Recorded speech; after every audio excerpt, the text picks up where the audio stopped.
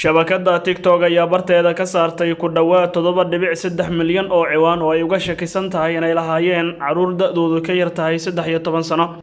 TikTok ayaa sheegtay inay ku qiyaastay ciwaanadaas in ka yar 1% marka la barbar dhigo tirada guud ee isticmaalayaasha bartooda. Caruurta da'doodu tahay 13 sano iyo wixii ka weyn ayaa loo ogol yahay inay isticmaalaan barta TikTok iyada oo la sheegay inay aad u jecel yihiin dhalinyarada. Waxa ay sheegtay inay rajaynayso faahfaahin ku saabsan dadka da'yarta ah ee adeegsada inay ka caawin doonto shirkaddan inay horay u sii socdaan markay tahay daafurnaanta iyo isla xisaabtanka ku saabsan badbaadada isticmaalayaasha.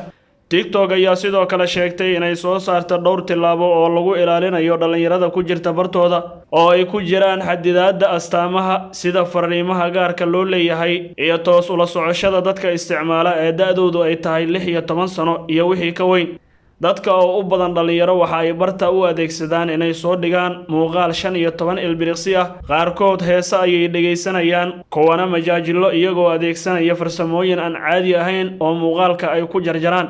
Muuqaalkaas waxa uu gaarayaa asxaab ay dadkaasi garanayaan iyo kuwa kale.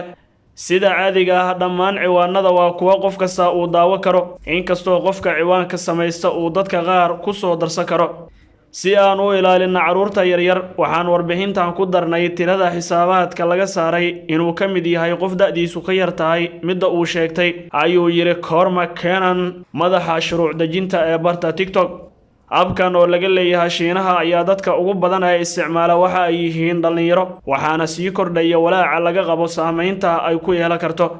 Xogta loo dusiyay wargeyska New York Times sanadii la soo dhaafay ayaa lagu sheegay in 3 meelood meel dadka isticmaala Mareykanka ay da'doodu ka yar tahay 14 iyo wixii ka yar. Mid ka mid ah caqabadaha ay wajahaysa TikTok oo aysan kaga duwanayn baraha kale ee ay bulshadu ku xiriirto waa xaqiiqda da'da isticmaalayaasha, ayuu yiri Chris Stockwelker oo ah qoraha TikTok Boom. Muddo 10 sano ah waxaa suuragal ahayd in la hubiyo da'da qofka iyadoo si fudud loo dhahayo waad ka weyn tahay da'daas, balse hadda dhalasho oo been abuur ah ayuu qof kasta sheeganayaa.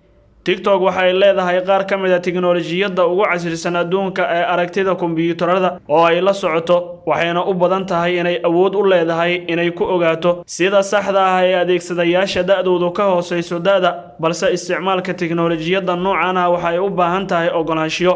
Go'aankan ayaa yimid kadib markii TikTok lagu dacweeyay inay ururiso ayna isticmaasho xogta caruurta.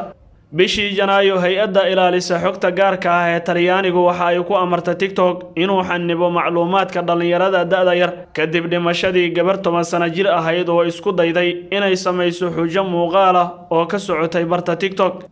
Kaliya ma ahan mid ka mid ah barnaamijyada sida weyn loo isticmaalo ay sii kordhaya, balse waxa ay u badan tahay inuu yahay kan ugu fiirsashada badan. Khubaro badan ayaa leh ma jiraan si cad oo loo ogaa karo da'da qofka isticmaala baraha bulshada, waana dhibaatada ugu weyn ay wajahayaan shirkadaha TikTok oo kale ah.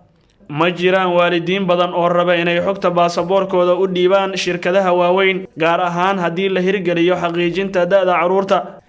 Guud ahaan warbixinteena caawa ayaa intaa ku dhan, tan iyo warbixinteena tan xigta. Nabadgelyo.